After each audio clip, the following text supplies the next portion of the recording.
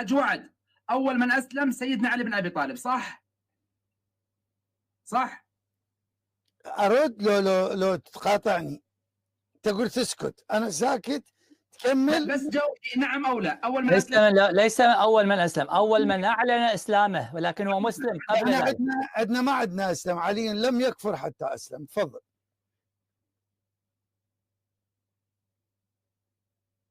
يعني ليس اول من اسلم علي بن ابي طالب. احنا عندنا علي لم يكفر حتى اسلم. تفضل.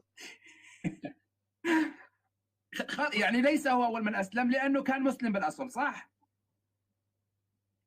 كمل. ايوه.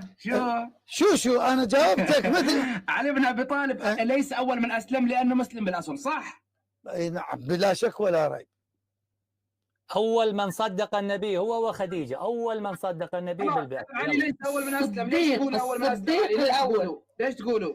بابا انت تعتبر الاول منو بابا؟ انتوا ليش تقولوا علي اول من اسلم وهو ليس اول من اسلم عندكم؟ ليش؟ واحد سابق. حج وعد، سيدنا علي بن ابي طالب، لحظه بس اصبر. سيدنا علي بن ابي طالب هل هو اول من اسلم؟ نعم ام لا؟ لا، لان علي لم يكن. علي عليه السلام. شكرا احسنت. هجينا بس دقيقه اذا تسمح لي. بس لحظه يا مهندس عبر. خلاص ليس هو اول من اسلم. خلاص اي احسنت. فهمك الحج يجاوب على فهمك. ماشي مسلم يعني جاوبوني اول من اسلم. دقيقه.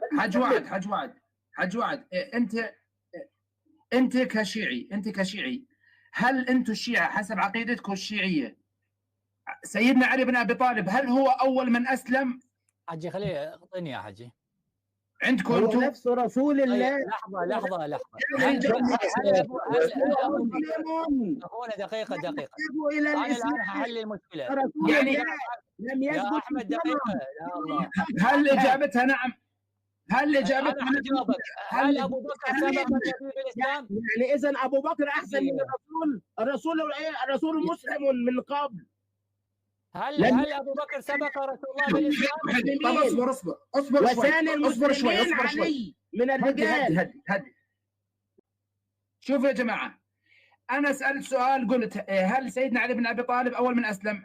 نعم ام لا؟ ام الخيار الثالث لا افضليه بالاسبقيه بالاسلام؟ شو تختاروا؟ تختاروا انه نعم ولا تختاروا لا ولا تختاروا انه لا يوجد افضليه بالاسبقيه بالاسلام؟ اختاروا اي خيار. يلا. هل ابو بكر سبق الرسول بالاسلام؟ نعم. جاوب على سؤالي يلا الان.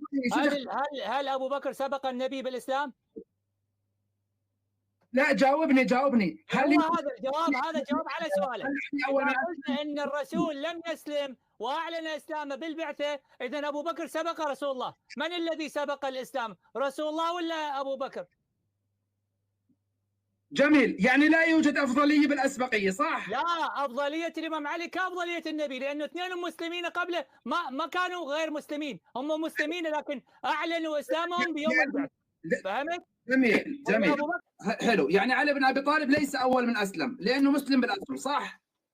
لم يكن كافرا. ابو بكر كان كافرا. فضيله علي بن ابي طالب والرسول على جميع الخلق لانهم مسلمين بالولاده. يا رجل سيدنا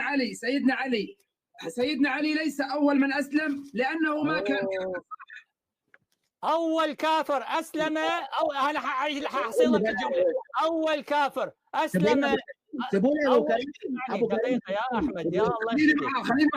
خلينا مع ابو كريم. لا اول كافر اسلم ابو بكر. اول كافر. يلا معايا بس. حلو احسنت. خلاص يا اخوان يا جماعه الخير يا شيعه يا سنه، ابو كريم اعترف انه اول واحد اسلم ابو بكر. لا قول اول كافر اول عابد للاصنام هو ابو بكر. خلاص يعني اول كافر عابد للاصنام اسلم ابو بكر وليس علي بن ابي طالب لم يعبد صنما، كان مسلما قبل ابي بكر. يلا. يعني علي سبقه بالاسلام لانه لم يكن كافرا. كلها. السلام عليكم ورحمه الله وبركاته. حجينا حياكم الله ابو كريم. يا شيعة ابو كريم. عليكم السلام سيد. الله يحفظكم حجي. الله يبارك فيكم. يا احمد لحظه. اول من اسلم يا شيعة. اذا قلت لك سبقه. لا سبقه. لا تكذب. ابو كريم لحظه.